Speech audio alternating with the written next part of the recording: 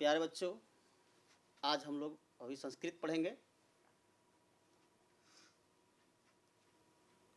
अष्टम पाठ है, 8वां पाठ। पाठ का नाम है नीति पद्यानी। इसके ग्रंथ है नीति शतकम और इसके रचयिता हैं भर्तृहरि। समझ गए? और हम लोग जो संस्कृत पढ़ रहे हैं उसका संस्कृत का आप लोग नाम जानते हैं ना? पीयूषम भाग प्रथम ना। तो इसमें हम लोग भर्तृहरि के द्वारा लिखे गए पद को पढ़ेंगे। पहले हम भर्तृहरि जी के बारे में बताएंगे। भर्तृहरि क्या थे? भर्तृहरि पहले एक राजा थे, महान राजा थे। लोगों को कल्याण करने के लिए काम करते थे, भलाई करते थे, एक अच्छे राजा थे। उसने सांसारिकता से उबकर, मोह माया से हट के उसने सोचा कि हम अलग जीवन अपनाएं, शांति का जीवन अपनाएं। उसने फिर बाद में जो है अब सन्यासी हो गए। तो उस क्रम में उसने बहुत से पद लिखे हैं। उनके 3 मुक्तक काव्य हैं। उनके 3 कितने मुक्तक काव्य हैं?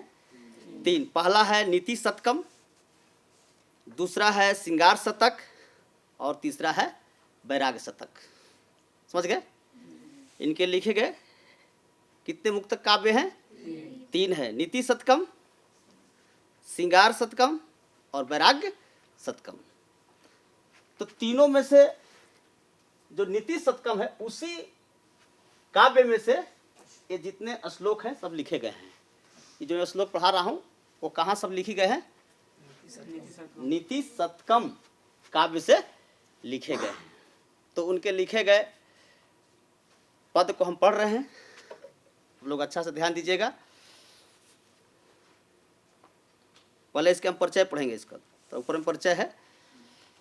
संस्कृत भाषायाम नीति विषयम विपुलम साहित्य वर्तते।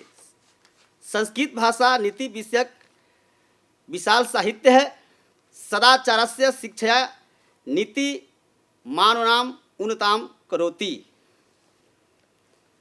सदाचार की शिक्षा नीति मानव की उन्नति करती है। सदाचार की शिक्षा नीति मानव की उन्नति करती है। नीति क्वचित कथा रूपेण प्रकाशते, क्वचित पद रूपेण। ये जो है, ये नीति जो है कहीं हमें कथा के रूप में प्रकाशित मिलती है, कहीं पद के रूप में मिलती है। पंचतंत्र कथात्मको नीति ग्रंथ अस्ति। पंचतंत्र कथा के रूप में नीति ग्रंथ लिखा गया है। नीति शतकम, चाणक्य नीति दर्पण, विदुर नीति एवं मदाय ग्रंथा पदात्मकः। नीति शतकम, चाणक्य नीति दर्पण, विदुर नीति आदि ग्रंथ की ये पदात्मक रूप हैं। सर्वव्यापी ते मानवस्य प्रगति मुपदिशति। ये सभी मानव की उन्नति का उपदेश देते हैं। ये श्लोक जो हैं मानव की उन्नति का उपदेश देते हैं। तय मानव विचार पूर्वकम स्वैक्यम मार्ग निश्चित्य सत्कार्यम कृत्वा उन्नतो भवति, समाजस्य हिताय उपयोगी च ज्ञायते। इनके द्वारा मानव विचार पूर्वक अपना मार्ग निश्चित कर अच्छे कार्य करके उन्नत होता है और समाज के हित के लिए उपयोगी होता है। प्रस्तुत पाठे भर्तृहरिस्य नीति शतकस्य सरलानि पदनानि संकलितानि सन्ति। प्रस्तुत पाठ में भर्तृहरि कृत नीति शतक के सरल पद संकलित हैं। इस पाठ में किस कवि के द्वारा लिखे गए नीति शतक के 2 हैं? भर्तृहरि के द्वारा लिखे गए 2 हैं। तो इसमें कुल 8 श्लोक हैं उनके लिखे गए, उन पर हम लोग ध्यान देंगे। पहला श्लोक है आज्ञा सुखमाराध्ययः सुखमाराध्यते विशेषज्ञयः ज्ञान वर्लु दुर्विग्धम ब्रह्मारपि नरम नरंजति। अज्ञ का मतलब होता है अज्ञान, मूर्ख। मूर्ख किसको कहते हैं? जिसको कुछ समझ में नहीं आता, जो कुछ उसके पास कुछ ज्ञान नहीं रहता है, उसको क्या कहते हैं? मूर्ख कहते हैं। और आराध्य, आराध्य माने समझाया, विशेषज्ञ माने होता है ज्ञानी, विद्वान।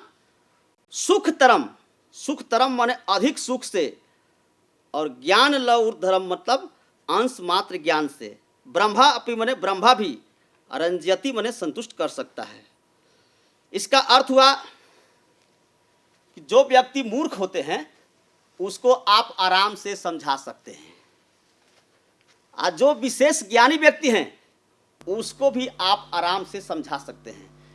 लेकिन जो व्यक्ति के पास थोड़ा सा ज्ञान है और अपने को व्यक्ति महान समझता है, उसे आदमी का, उसे परमेश्वर भी समझा नहीं सकते हैं। क्या बच्चे समझ गए? हम मूर्ख को आसानी से समझा सकते हैं, जो विशेष विद्वान है उसको भी आराम से हम समझा सकते हैं। और जो अल्प ज्ञानी है, जिसके पास थोड़ा सा ज्ञान है और अपने आप को बहुत महान समझता है, उससे आदमी क्या, उससे परमेश्वर भी समझा, यानी कोई उसे समझा नहीं सकता है। अपने आगे जो है सबको जीरो समझता है, लेकिन वो कुछ है नहीं। जैसे कहल बना कि अधजल गगरी छलक जाए, आधा घड़ा जो है पानी रहेगा छलकेगा ना, अब पूरा घड़ा भरा रहेगा तो उतना छलकेगा। तो इसीलिए जो विद्वान होते हैं कभी घमंड नहीं करते हैं। ध्यान दिए, हो गए, समझ में आ गया सब?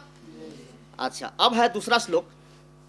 ऐसा न विद्या न तपो न दानम न चापी शीलम न गुण न धर्म ते मृतलोके भुवि भारभूता मनुष्य रूपेण मृगसा चरंती। ऐसा माने जिनके पास मृतलोक है, मतलब मृतलोक में, भुवि, भुवि मतलब होता है धरती पर, भारभूता, भारभूता का अर्थ होता है बोझ बनकर, और मृगा माने पशु जानवर, और चरंती माने घूमते हैं, विचरण करते हैं। इस मृतलोक में जिनके पास न विद्या है, न तपस्या है, न दान है, न ज्ञान है, न शील है, न गुण है, न धर्म है, वह व्यक्ति इस धरती पर बोझ बनकर जानवरों की तरह घूमता फिरता है। समझ गए बच्चों? इस धरती पर जिस आदमी के पास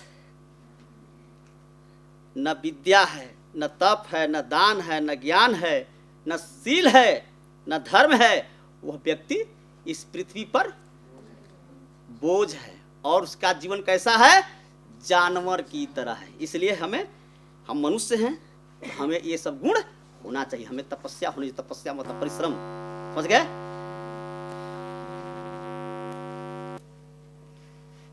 हमें दान देना चाहिए, हमें शील यानी शिष्टाचार होना चाहिए हमें, और हमें धर्म पर चलना चाहिए। धर्म मतलब कि सदाचार, आचरण ठीक रहे, किसी की भलाई करें, यही धर्म कहलाता है।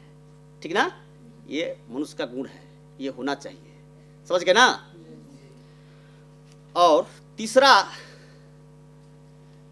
श्लोक है, जांग्यम धियो हरति सिंचति वाची सत्यम अनुनंति दिशति पाप पाप करोति चेत प्रसादयति दीक्षु तनोति कृति सत्संगति कथ्यम की न करोति पुंसामह। जांग मतलब होता है ज्ञान को, और धिया के मतलब होता है बुद्धि। धिया का मतलब होता है, और हरति माने दूर करता है, वाची माने वाणी को, सिचती माने परिपूर्ण करती है, दिशती माने दिशा में ले जाती है, अपाकरोति, अपाकरोति के मतलब कि दूर करती है, चेत माने हृदय को, प्रसादयति माने प्रसन्न करती है, दिक्षु माने दिशाओं में, तनोति माने फैलाती है। तनोति मतलब फैलाती है। पुंसाम, पुंसाम का मतलब होता है पुरुषों को। इसका अर्थ हुआ सत्संगति बुद्धि की अज्ञानता को दूर करती है, वाणी की सत्यता से परिपूर्ण करती है, मन को उन्नति की दिशा में ले जाती है, पाप को दूर करती है, हृदय को प्रसन्न करती है, यश को उन्नति की दिशा में फैलाती है। कहो सत्संगति बुद्धि पुरुषों को क्या नहीं करती है। इसके अर्थ समझ गए बच्चे? हमारा बुद्धि कहाँ सुधर सकता है? एक अच्छे सत्संग में, जहाँ पर सत्संग होती है। सत्संग समझते हैं ना? चर्च में हम लोग जाते हैं, वहाँ पर हमें रहने के लिए कैसे रहते हैं, कैसे हम रहेंगे, कैसा हमारा जीवन जो है उद्धार होगा, कैसे हमारा कल्याण होगा, सारे बात कहाँ बताई जाती है? सत्संग में बताई जाती है। जरूर हमें सत्संग में जाना चाहिए। वहाँ जाने से हृदय प्रसन्न होता है, मान सम्मान मिलता है, बुद्धि हमारी अच्छी हो जाती है, किसी प्रकार के अवगुण हम में नहीं रहती है। इसलिए सत्संग करना हम लोग के लिए बहुत जरूरी है। अब चौथा श्लोक का अर्थ है, प्रारभ्यते न खलु विघ्न भये न निचय, प्रारभ्य विघ्न विहिता विरमन्ति मध्ययः, विघ्न पुनः पुनरपि प्रतिहन्य मना, प्रारब्ध मूत मज्जना न परित्यजन्ति। प्रारब्धे न खलु विघ्न भयन निचय, प्रारब्धे विघ्न विना विरमन्ति मध्या, विघ्न पुनः पुनरपि प्रतिहन्य माना, प्रारब्धे मुत्ते मजाना न परित्यजन्ति। इसमें आया नीच, नीच शब्द, नीचय। नीचय मतलब होता है नीच लोग, और खलु मतलब निश्चित, विघ्न भयन माने विघ्न बाधाओं के भय से, प्रारभ्यते माने शुरू करते हैं, मध्या माने बीच वाले लोग, और विघ्न विहिता इसका अर्थ हुआ बाधाओं से पीड़ित, और विरमन्ति छोड़ देते हैं, उत्तम जना माने उत्तम लोग, प्रतिहन्य माना पीड़ित होते हुए, परित्यजन्ति, परित्यजन्ति का अर्थ हुआ छोड़ते हैं। इसका अर्थ हुआ नीच जो लोग होते हैं बाधाओं के भय से कार्य शुरू नहीं करते हैं। बीच वाले लोग कार्य तो शुरू कर देते हैं, लेकिन बीच में कोई बाधा आने पर बीच में काम छोड़कर भाग जाते हैं। और उत्तम लोग जब कार्य को शुरू कर देते हैं तो कितने भी बाधाएं आते हैं, कितने भी बाधाएं आती हैं, लेकिन काम को छोड़ते नहीं है। वो बार बार पीड़ित होते हुए भी उसे पूरा किए बिना नहीं छोड़ते हैं। क्या समझ में आ गया? जो नीच लोग होता है वो डर के मारे कम में नहीं करेंगे। बीच वाला जो आदमी होता है काम तो शुरू कर देंगे, जहां कोई आफत आया, जहां कोई परेशानी आया, छोड़ के तुरंत भाग जाएगा। लेकिन उत्तम व्यक्ति जो होता है, जब काम शुरू कर दिया तो अंत करके छोड़, चाहे कितना भी उसके परेशानी हो, कितना भी उसके परेशानी दिक्कत होगा, लेकिन काम के पूरा करके ही वो रहेगा। समझ गए? कुछ ऐसे बच्चे होते हैं डर के मारे पढ़ाई छोड़ देते हैं, सुने कर। कितने बच्चे जो हैं पढ़ाई करते हैं ठीक से, लेकिन बीच में कोई अगर दिक्कत आता है तो बीच में पढ़ाई छोड़ के भाग जाते हैं। आज जो उत्तम बच्चे होते हैं, जो अच्छे बच्चे होते हैं, उनके पास बहुत परेशानी आएगी, लेकिन अपने पढ़ाई नहीं छोड़, अपना कर्तव्य करते रहेंगे और उनको सफलता जाकर अंत में मिल जाती है। इस दोहा का अर्थ समझ गए अच्छा से?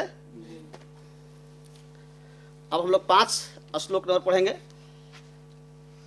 निंदतु नीति निपुणा यदि वा अस्तुवन्तु लक्ष्मी, समविशतु गच्छतु वा यथेष्टम, अद्वयो वा मरणुमस्तु, युगान्तरे वा न्यायपथः, परविचलन्ति पदम न धीरा।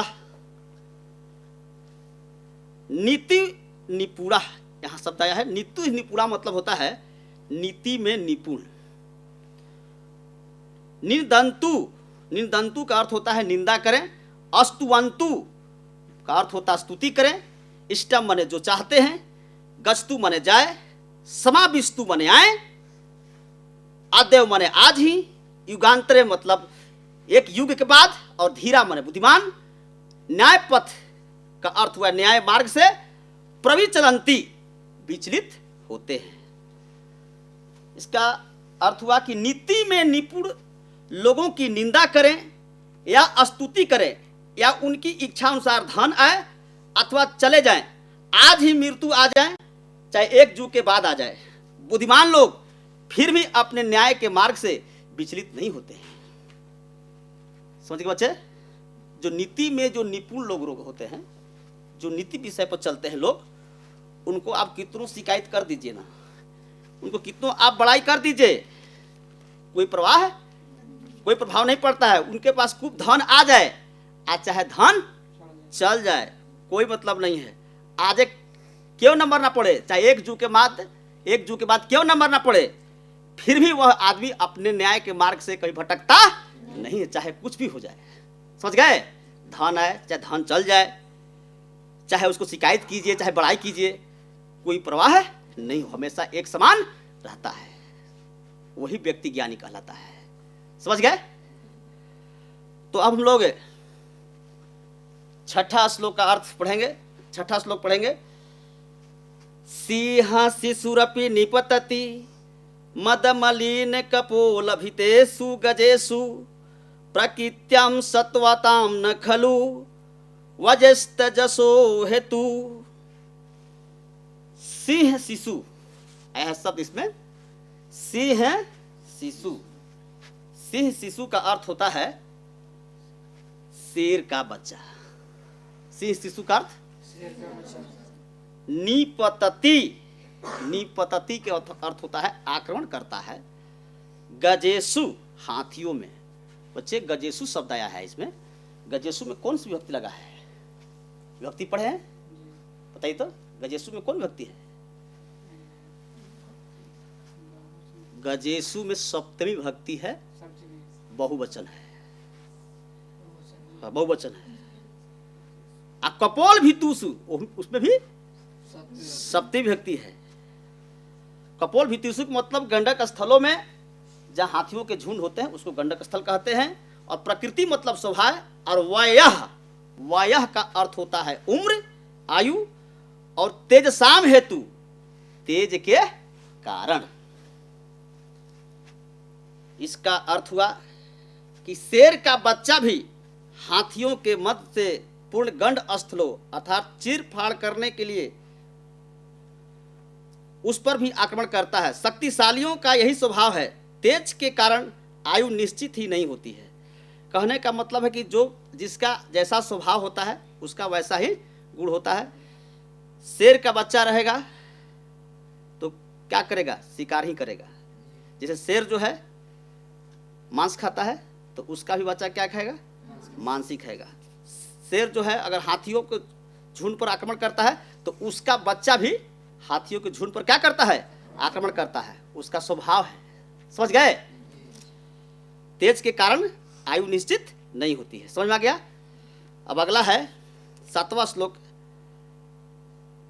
आरंभे गुर्वी छैणी क्रमेण लंबी लघवी पुरा बुद्धिमुपैति पश्चात दिनस्य पूर्वाध पराध भिन्नः छायो मैत्री खल सजनाम। आरंभ गुर्वी छैणी क्रमेण लघवी पुरा बुद्धिमुपैति पश्चात दिनस्य पूर्वार्ध अर्ध भिन्नः छायव मंत्री खल सजनाम। खल, खल का अर्थ क्या होता है? खल का अर्थ होता है दुष्ट, बदमाश। समझ गए?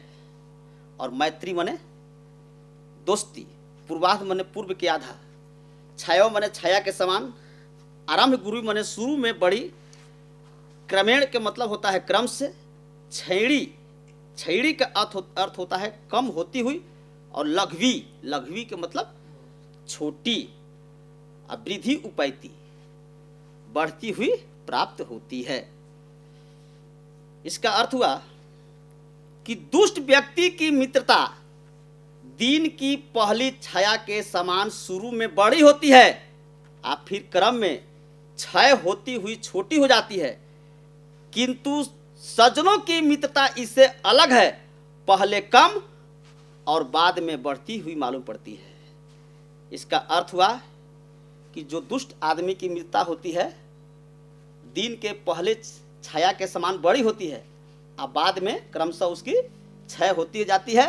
लेकिन सज्जनों की मित्रता जो है इससे अलग होती है, पहले उसकी छाया की लंबाई कम और उसके बाद में बढ़ती जाती है। इसका मतलब ये हुआ कि जो दुष्ट लोग जो मित्रता करते हैं शुरू तो उसकी दोस्ती बहुत गहरी होती है, शुरू बड़ी दोस्ती गहरी होती है। इसलिए यहाँ पर कवि ने लिखा है कि दुष्ट की मित्रता दिन की पहली छाया के समान शुरू में बड़ी होती है। आप सुबह जब उठते हैं, जब सूर्योदय होता है, तो उस वक्त आपकी छाया की लंबाई क्या होती है? बहुत बड़ी होती है। तो उसी प्रकार जो है दुष्ट लोगों की जो मित्रता होती है, उसी छाया की लंबाई जैसा उसका दोस्ती बहुत बड़ी हो जाती है, लेकिन बाद में खटपट आने पर वो दोस्ती छोटी पड़ जाती है।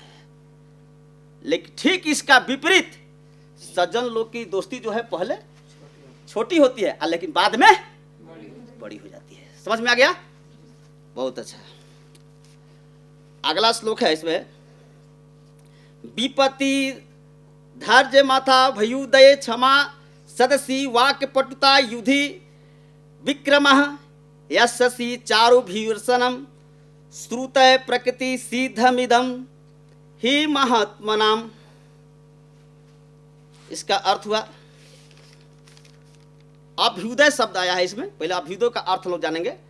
अभ्युदय का अर्थ होता है उन्नति काल में। उन्नति काल किसको कहा जाता है? जब हम धन संपन्न हो जाते हैं, जब बुद्धि ज्ञान में आगे बढ़ते हैं, उसको कहते हैं उन्नति। उन्नति काल।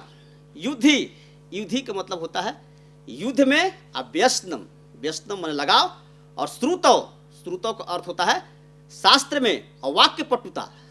वाक्य पटुता का मतलब होता है वाणी की चतुरता, और विक्रम का अर्थ होता है पराक्रम। विक्रम के अर्थ क्या होता है?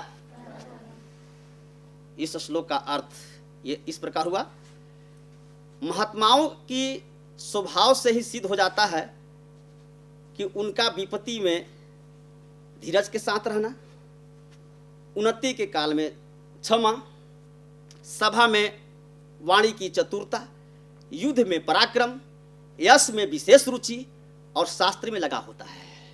समझ गए? महात्मा की स्वभाव कैसा होता है?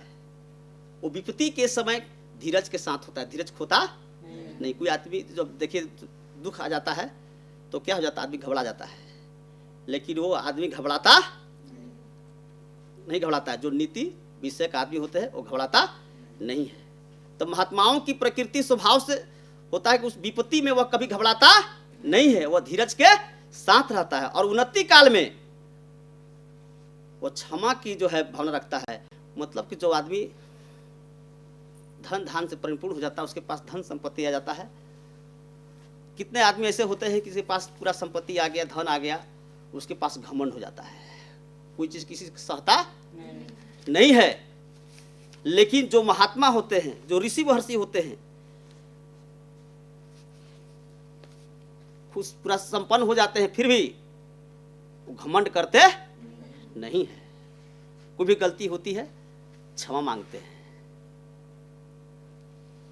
और फिर लिखा गया है कि जो महात्मा होते हैं वो सभा के बीच में जब जाते हैं तो कोई भी बात सोच समझ कर बोलते हैं। इसी तरह से नहीं बोलते हैं कि किसी को दुख लग जाए कोई बात, नाप तौल के बोलते हैं। कौन बोलते हैं लोग?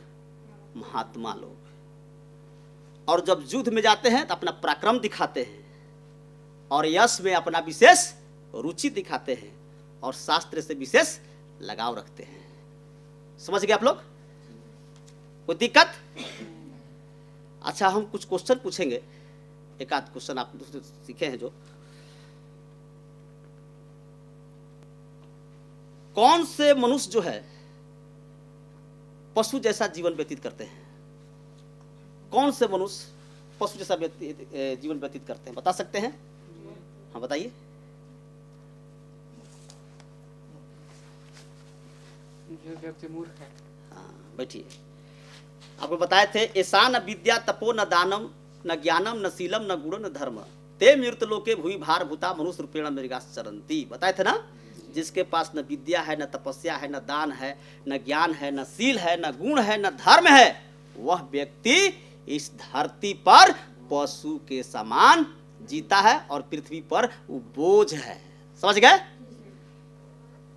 समझ गए बच्चे सब? तो हम लोग इस पाठ को अच्छा समझ गए। अब अगले पाठ हम लोग अगले दिन